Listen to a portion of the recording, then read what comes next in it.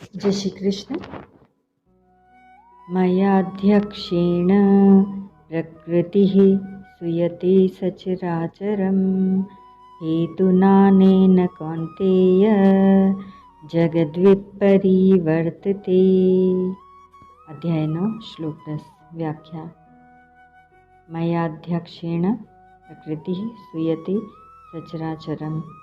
मेरे से सत्ता स्फूर्ति पाकर ही प्रकृति चर अचर जड़ चेतन आदि भौतिक सृष्टि को रचती है।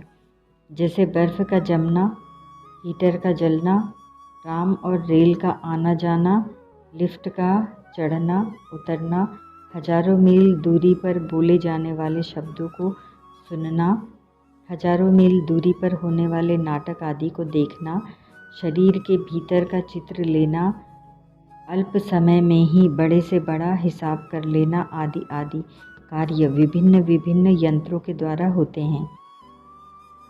परंतु उन सभी यंत्रों में शक्ति बिजली की ही होती है। बिजली की शक्ति के बिना वे यंत्र स्वयं काम कर ही नहीं सकते, क्योंकि उन यंत्रों में बिजली को छोड़कर कोई समर्थ नहीं है।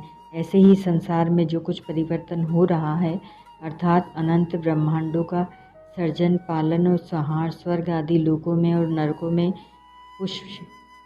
पुण्य पाप के फल का भोग, तरह तरह की विचित्र परिस्थितियाँ और घटनाएं, तरह तरह की आकृतियाँ, वेशभूषा, स्वभाव आदि जो कुछ हो रहा है, वह सब का सब प्रकृति के द्वारा ही हो रहा है। पर वास्तव में हो रहा है भगवान की अध्यक्षता अर्थात सत्ता स्फूर्ति से ही।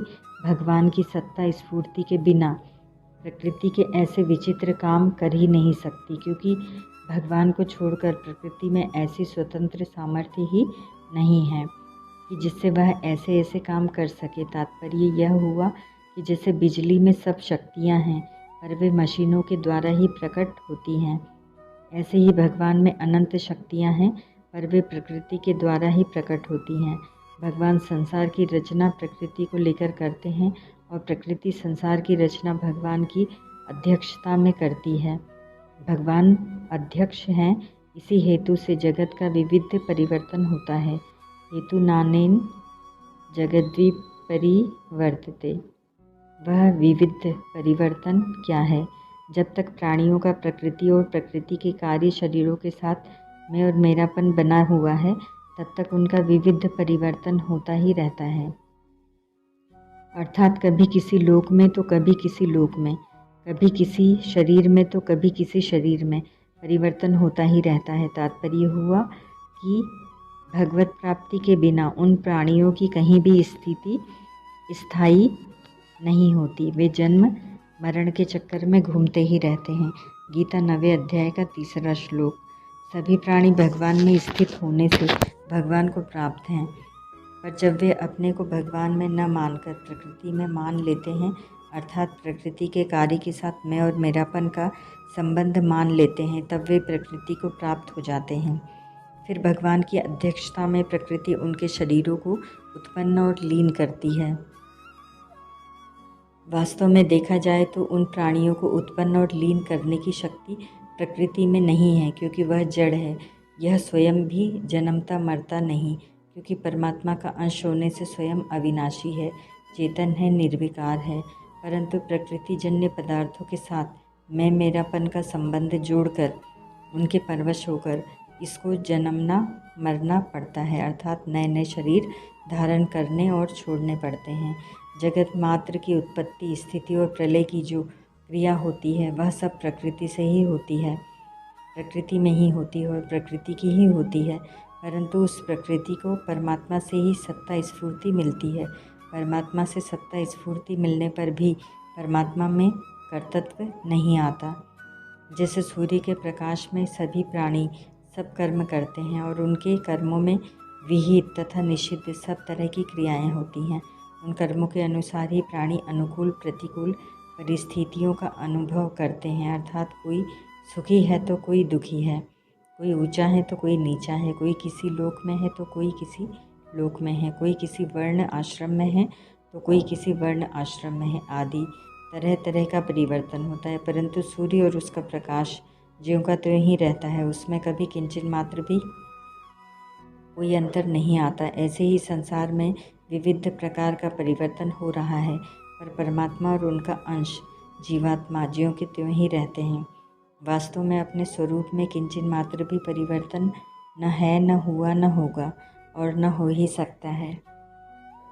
केवल परिवर्तनशील संसार के साथ अपना संबंध मानने से, अर्थात तादात्म्य, ममता और कामना करने से ही संसार का परिवर्तन अपने में होता हुआ प्रतीत होता है। अगर प्राणी जिन भगवान की अध्यक्षता में सब परिवर्तन होता है उनके साथ अपनी वास्तविक एकता मान ले, जो स्वतः सिद्ध है, तो भगवान के साथ इसका जो वास्तविक प्रेम है वह स्वतः प्रकट हो जाएगा।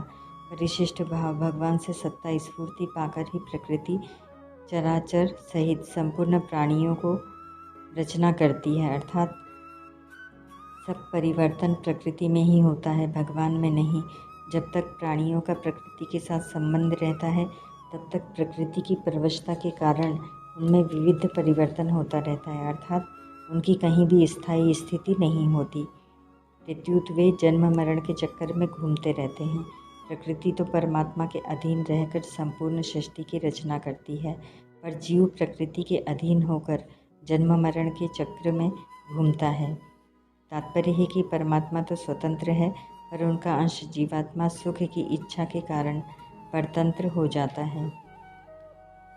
तत्व से भगवान शक्तिमान और प्रकृति शक्ति एक होते हुए भी मनुष्यों को समझाने की दृष्टि से भगवान कहते हैं कि सृष्टि की रचना में प्रकृति का मुख्य हाथ है। वास्तव में न प्रकृति की स्वतंत्र सत्ता है, न कर्मों की।